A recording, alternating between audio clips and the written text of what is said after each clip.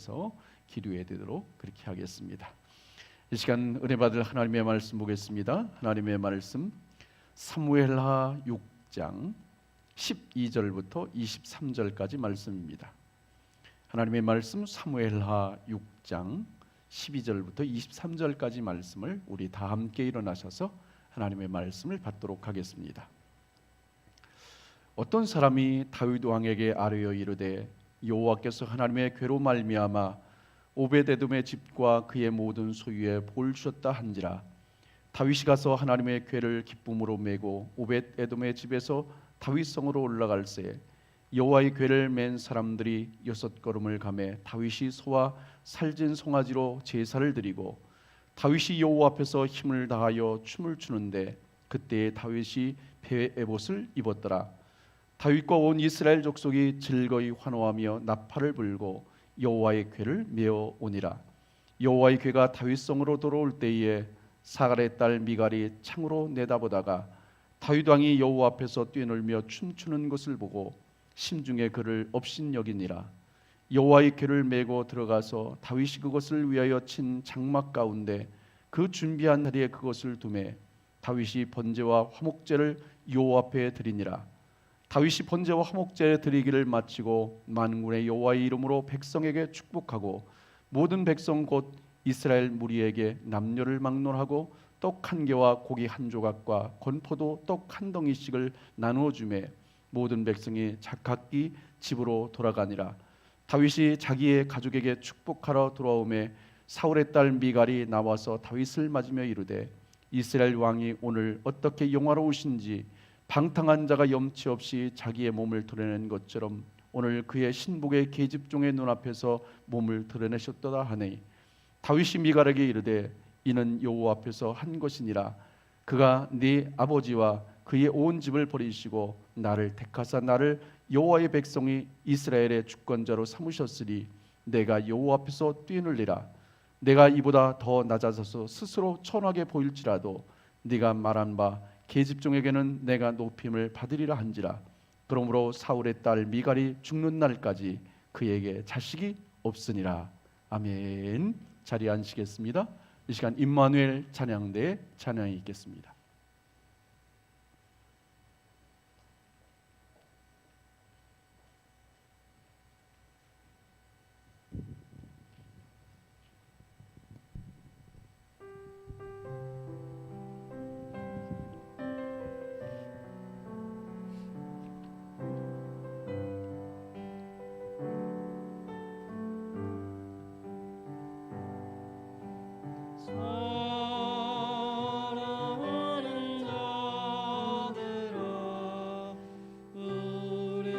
서로 사랑하자. 사랑은 하나님께 속한 것이니 사랑하는 자마다 하나님께로 낫도다.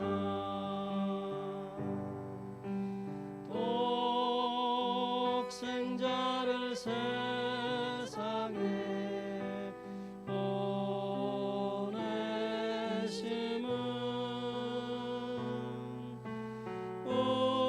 우리를 살리게 하시려 화목제로 보내셨도다. 화목제로 보냈도다.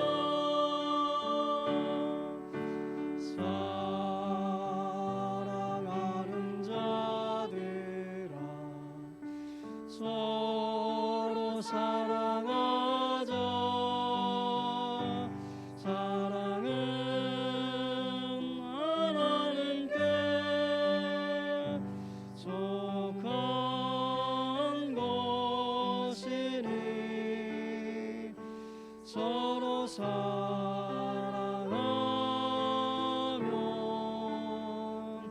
서로 사랑하면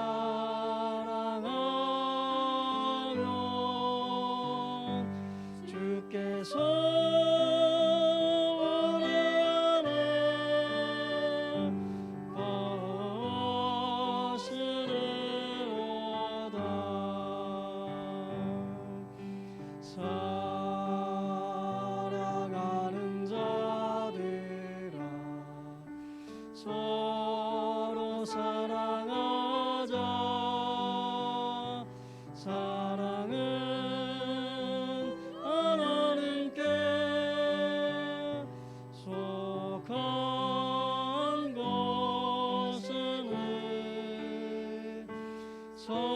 사랑하면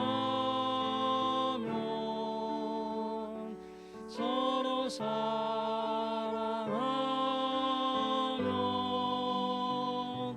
주께서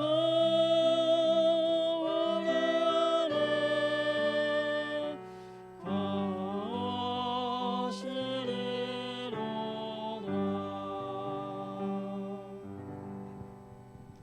아멘.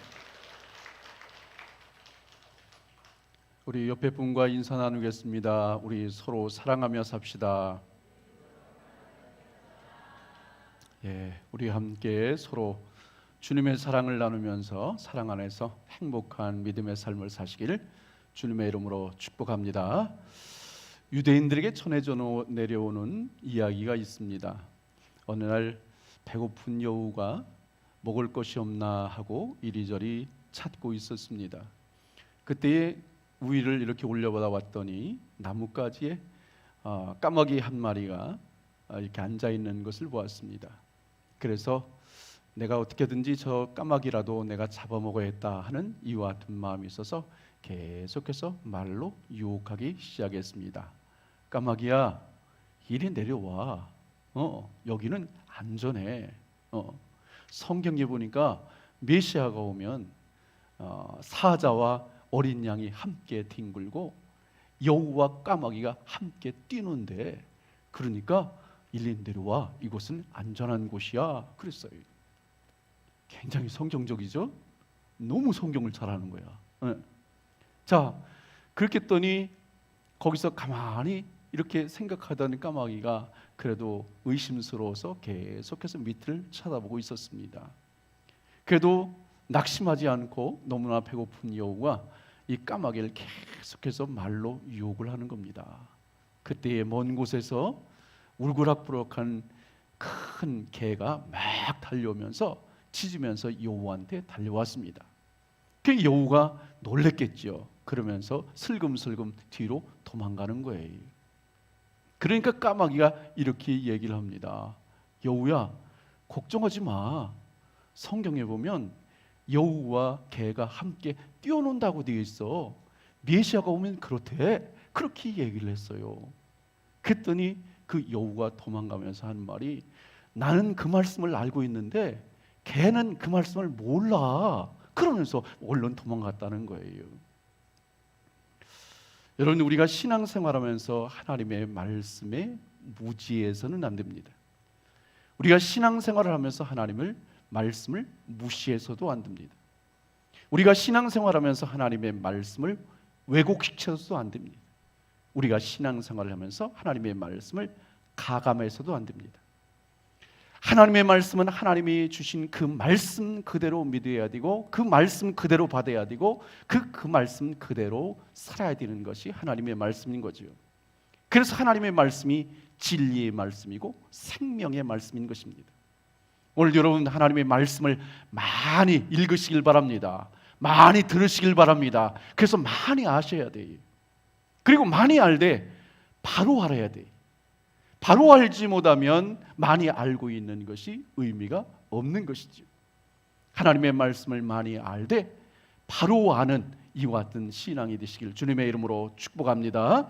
오늘 본문 앞에 1절부터 11절 말씀이면 다윗이 하나님의 언약궤를 옮길 때에 하나님의 말씀에 무지했던 거죠. 하나님의 말씀을 바로 알지 못했던 거죠. 하나님의 언약궤를 옮기는 그 방법을 하나님이 말씀하셨음에도 불구하고 그것을 바로 알지 못했기 때문에 결국 하나님의 언약궤를 옮기는 일에 실패하고 말았습니다. 그래서 그는 3개월 동안이나 두려움에 빠져서 이 하나님의 언약궤를 다시 옮길 엄두를 내질 못합니다. 이와 같은 상황에 있을 때에 오늘 본문 12절 말씀해 보니까 오벳 에돔의 집이 하나님의 언약궤를 모시고 큰 복을 받았다는 소식을 다윗이 듣게 됩니다. 아, 그랬어? 그래, 그러면 우리가 다시 하나님의 언약궤를 예루살렘으로 모셔야겠구나. 이와 같은 마음의 확증을 가지고 이것을 실천에 옮기게 됩니다. 한번 하나님의 언약궤를 옮기는데 실패한 다윗은 하나님의 언약궤를 옮기는데 왜 실패했는가? 그것을 하나님의 말씀에서 찾게 됩니다. 그리고 당시 종교들한테 물어서 어떻게 옮기는 것이 가장 올바른 방법인가를 성경 말씀을 근거로 알아내게 됩니다. 그래서 그 근거로 인해서 하나님 앞에서 이와 같이 하나님의 언약궤를 옮기는 이와 같은 방법을 알고 그 말씀 그대로 실천을 하게 됩니다. 오늘 본문 말씀과 동일한 역대상 15장 14절부터 15절에 보면 이렇게 말합니다. 이에 제사장들과 레위 사람들이 이스라엘 하나님 여호와의 궤를 메고 올라가려 하여 몸을 성결하게 하고 모세가 여호와의 말씀을 따라 명령한 대로 레위 사람이 채에 하나님의 궤를 꿰어 어깨에 매니라 그랬습니다. 다윗은 하나님께서 말씀하신 대로 이 언약궤를 옮길 때에는 레위인이 직접 어깨에 메고 옮기라는 주의 말씀을 따라서 레위인을 시켜서 어깨에 메고 이 하나님의 언약궤를 옮기게 됩니다. 그리고 오늘 본문 13절 말씀에 보면 여호와의 궤를 맨 사람들이 6걸음을 가매 다윗이 소와 살찐 송아지로 제사를 드리고 그랬습니다. 전에 하나님의 언약궤를 옮기다 큰 봉변을 당했던 것을 기억한 다윗은 이와 같이 비록 레위인들이 언약궤를 맸지만 혹시나 또 어떤 일이 벌어질지 알지 못해서 모든 사람들이 다 긴장을 하고 있었습니다. 그때에 한 걸음을 옮기고 두 걸음을 옮기고 셋, 넷, 다섯 국 그리고 6걸음을 딱 옮길 때까지 이 사람들에게 아무런 일도 일어나지 않은 거예요. 그때에 다윗은 깨닫습니다. 아, 하나님께서 허락하셨구나. 이것이 바로 하나님께 허락하신 방법이로구나. 하나님께서 인정하셨구나. 이와 같은 확신이 들어서 그곳에 소와 살찐 송아지를 잡아서 하나님 앞에 제사로 영광을 돌렸다. 그렇게 말합니다. 위와 같은 모습을 볼 때에 다윗은 사무엘하 6장의 초반에 있던 말씀과는 달리 정말 하나님의 말씀을 근거로 한 믿음으로 다시 회복되는 것을 우리가 성경을 통해서 보게 됩니다. 우리도 때로는 인생을 살면서 실패를 하기도 하고 실수를 하기도 합니다. 그럴 때마다 항상 우리가 돌아봐야 할 것은 우리가 어디서부터 잘못되어 있는가, 어디서부터 문제가 되어 있는가, 그것을 어디로 돌아가야 되냐면 하나님의 말씀으로 돌아가야 되는 거예요. 하나님의 말씀으로 돌아가서 무엇이 잘못되었는가를 다시 한번 돌아보게 되고 그곳에서 우리가 문제점을 발견하고 그리고 하나님이 기뻐하시고 원하시는 것을 분별하고 그 뜻대로 살아갈 때에 하나님께서 우리의 삶을 통해서 큰 영광을 받아주신다는 것이죠. 시편 110편 11절 말씀에 오니까 내가 주께 범죄하지 아니하려 주의 말씀을 내 마음에 두었다 그랬습니다. 우리가 항상 돌아가야 할 곳은 어디냐? 하나님의 말씀이에요. 하나님의 말씀만이 정답이에요. 그렇기 때문에 오늘 시편 기자처럼 우리의 마음에 늘 하나님의 말씀을 두고 살아야 돼.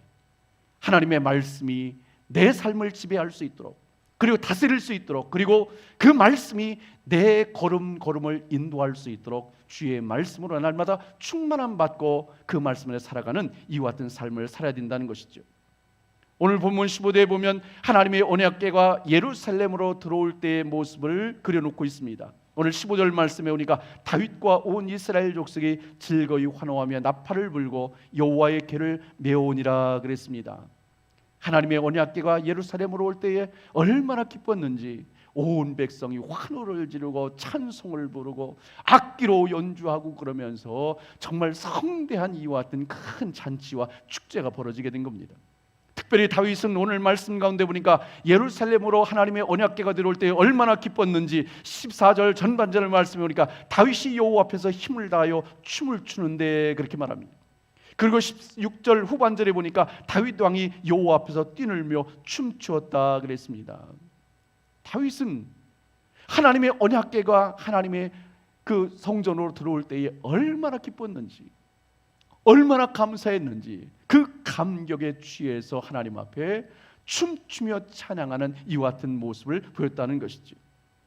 이렇게 기뻐하는 것은 만왕의 왕이신 하나님의 언약궤, 하나님의 임재하신 그 언약궤가 예루살렘에 계시니 이제부터는 이 하나님께서 이 땅과 이 백성을 다스려 줄 것이고 이 백성과 이 땅을 하나님께서 보호해 주실 것이고 이 땅과 이 백성을 하나님께서 축복하실 것을 믿었기 때문에 이 다윗은 이렇게 감격하는 마음으로 하나님을 찬양하고 영광 돌렸던 것이죠.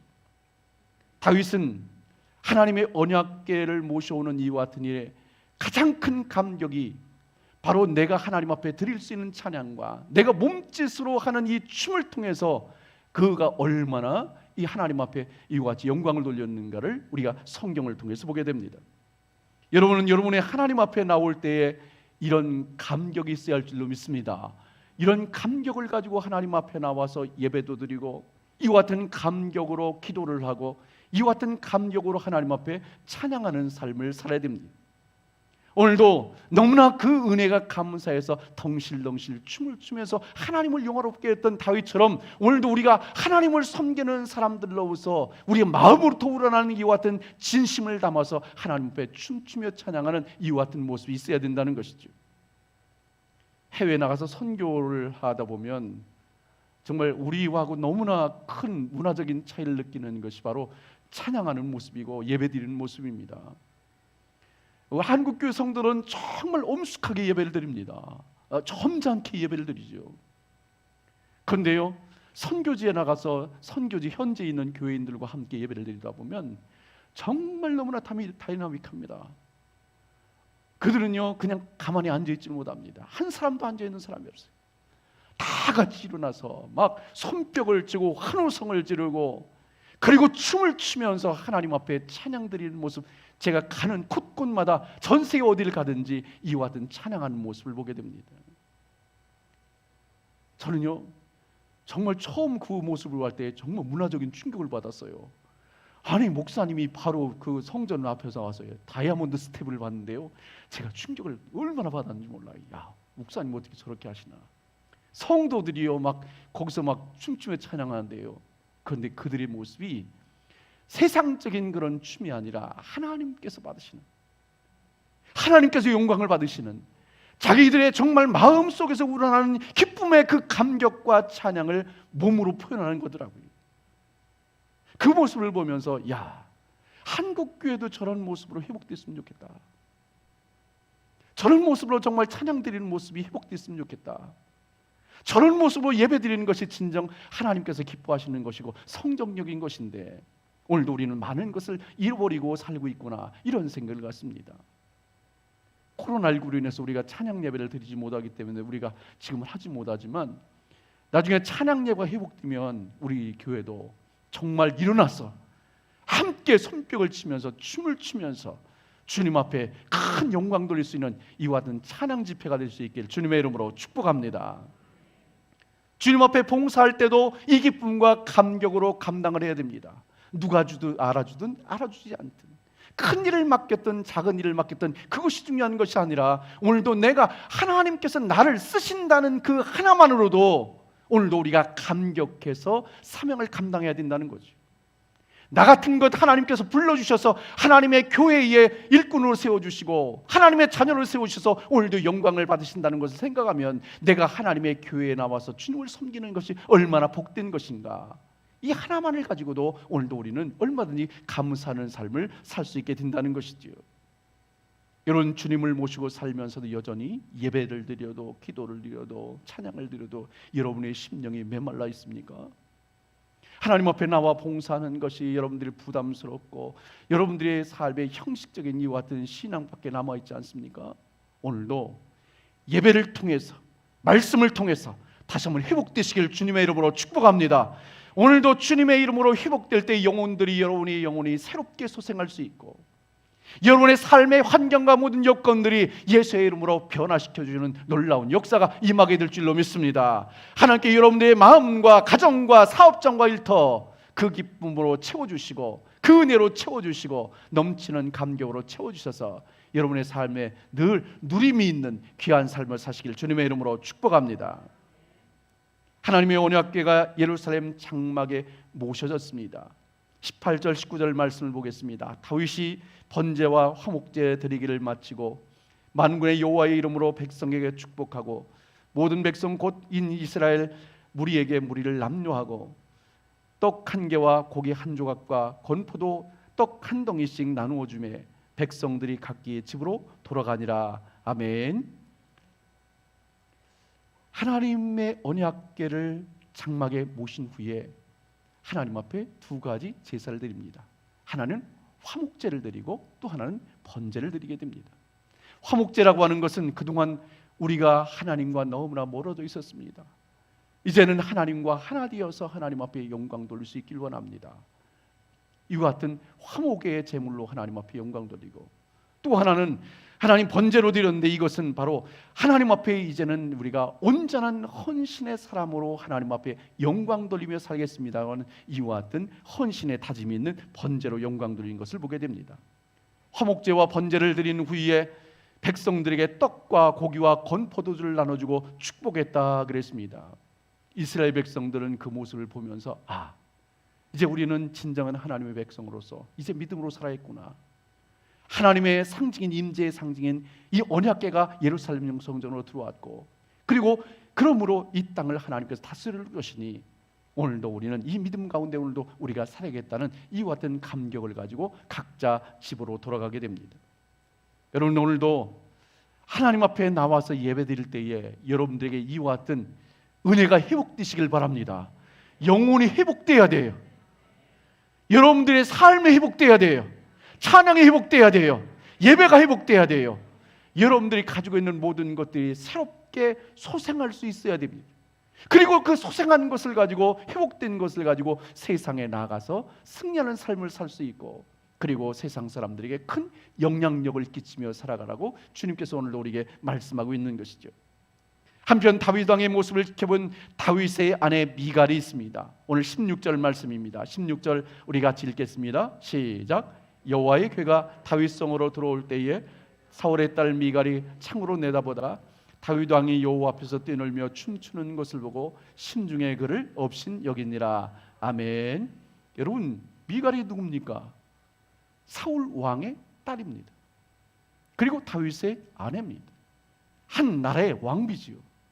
그러면 다윗 왕의 지금 가장 기뻐하고 가장 중요하게 생각하는 것이 뭡니까?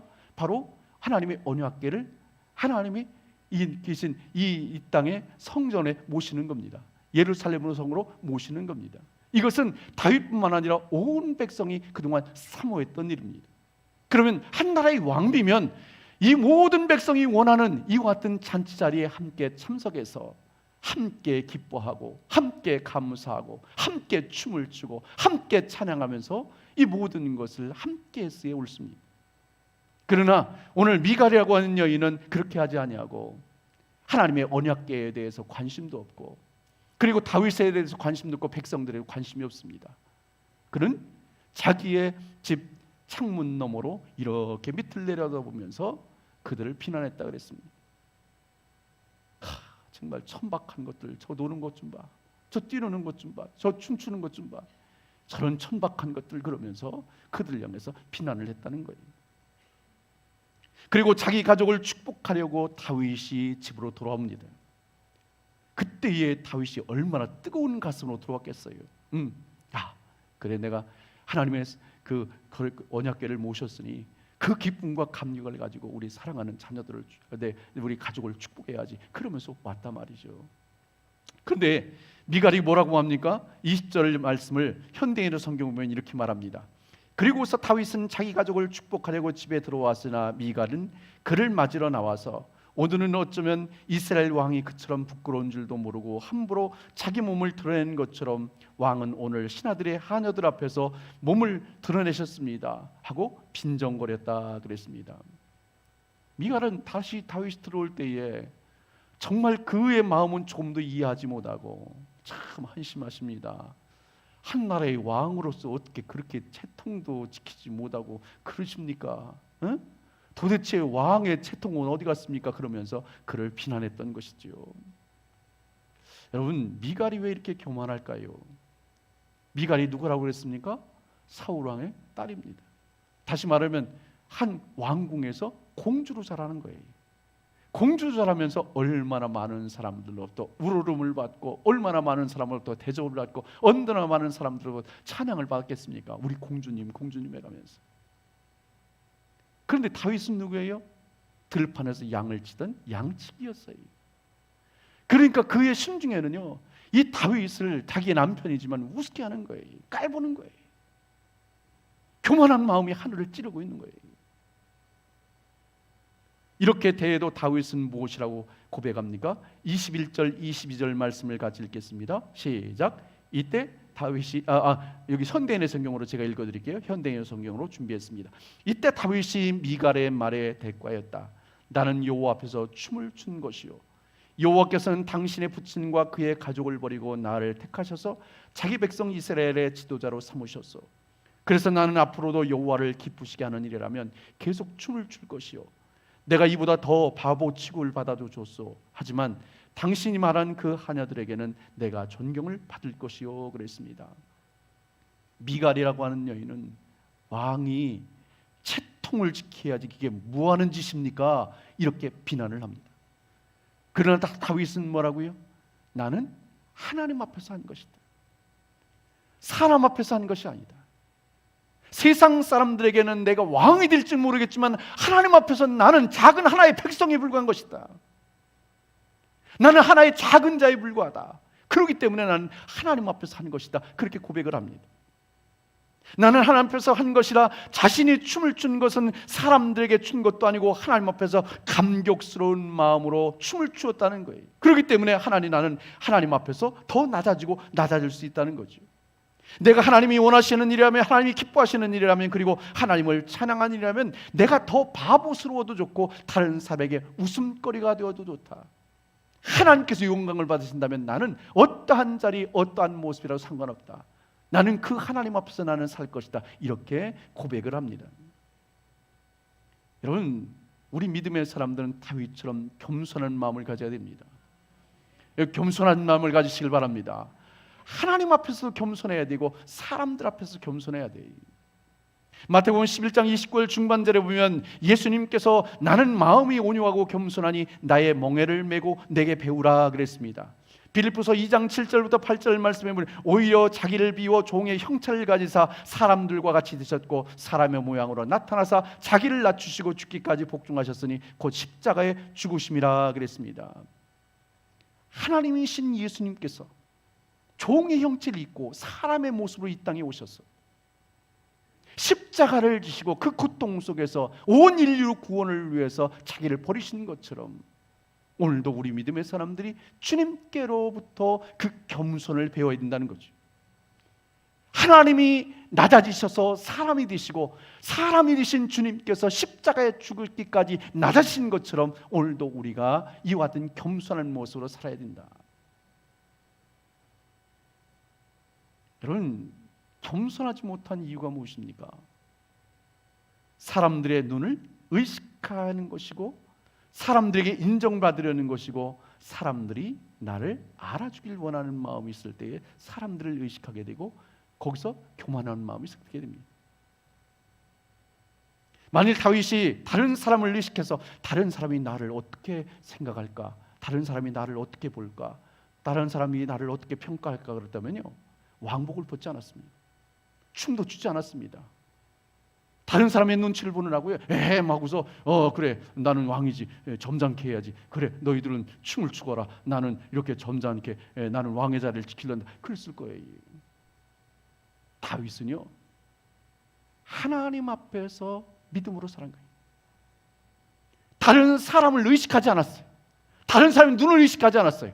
나는 하나님 앞에서 나는 하나님만을 의식하고 그 믿음 가운데 살겠다. 이와 같은 마음으로 전심으로 하나님을 향해서 믿음으로 영광 돌리는 것을 우리가 성경을 통해서 보게 됩니다.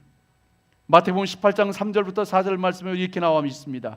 이르시되 진실로 너희에게 이르노니 너희가 돌이켜 어린아이와 같이 되지 아니하면 결단코 천국에 들어가지 못하리라. 그러므로 누구든지 이 어린아이와 같이 자기를 낮추는 사람이 천국에서 큰 자니라 그랬습니다.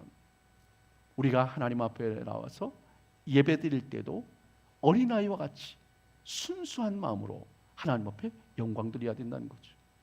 만일에 사람을 의식하고 다른 사람이 나를 어떻게 볼까 이와 같은 마음으로 하나님 앞에 예배드리면 온전한 예배가 드릴 수 없다는 거예요. 나는 하나님 앞에서 하나님만 의식하고 하나님 앞에 예배드리겠다. 나는 하나님 앞에서 하나님만 의식하고 기도를 드리겠다. 나는 하나님만을 바라보고 하나님만을 의식하면서 하나님을 찬양해야겠다. 이와 같은 마음으로 하나님 앞에 영광 돌릴 때에 그 예배가, 그 기도가, 그 찬양이 정말 뜨거운 찬양이 될 수 있고 그 찬양을 하나님께서 기뻐 받으신다는 것이죠. 여러분 모두가 하나님 앞에 참된 예배자들이시길 바랍니다. 하나님 앞에 참된 예배자, 오늘도 사람을 의식하지 않고 하나님만 의식하고 믿음으로 영광 돌린 사람, 오늘도 참된 예배자들이시길 주님의 이름으로 축복합니다. 여러분, 은혜 받은 자와 은혜 받지 못한 사람의 차이가 어디 있을까? 은혜 받지 못한 사람은 냉랭합니다. 예배를 드리는 것도 냉랭하고요, 기도하는 것도 냉랭하고요, 찬양하는 것도 냉랭하고요, 하나님 앞에서도 냉랭하고요, 사람들 관계에서도 냉랭하고요, 항상 냉랭합니다. 그래서 그런 사람들 옆에 가면요, 여름에도요 추워요. 냉랭해서. 근데요, 은혜 받은 사람 옆에 가면 따뜻해요. 예배도 따뜻해요, 기도도 따뜻해요, 찬양 드리는 것도 따뜻해요, 하나님 앞에서도 따뜻해요, 사람들과의 관계 속에서도 아주 따뜻해요. 그래서 그 옆에만 가도요 얼마나 따뜻한 마음이 교감이 되는지 모릅니다. 은혜 받은 사람입니다. 여러분 주변에 있는 사람에게 따뜻함을 나눠주는 믿음의 사람들 되시길 주님의 이름으로 축복합니다. 그러면 하나님을 기쁨으로 섬긴 다윗과 하나님을 업신여긴 미갈의 그 결과는 어떻게 되었을까? 미갈은 아까 말씀드린 것처럼 하나님의 법궤를 무시했습니다. 그리고 하나님 앞에서 교만했습니다. 그리고 자기 입술을 가볍게 놀려댔습니다. 그 결과로 인해서 16절, 20절, 23절에 보니까 계속해서 미갈이라는 이름을 쓰지 않고 사울의 딸이다 이렇게 표현해 놨어요. 이게 굉장히 큰 의미가 있습니다. 사울이 말년에 하나님의 뜻을 따라 살지 않고 자기의 뜻을 따랐어요. 그리고 하나님을 무시하고 자기의 생각대로 하다가 결국은 그가 어떻게 돼요? 끝내 비참하게 그 인생이 마친 것을 보게 됩니다.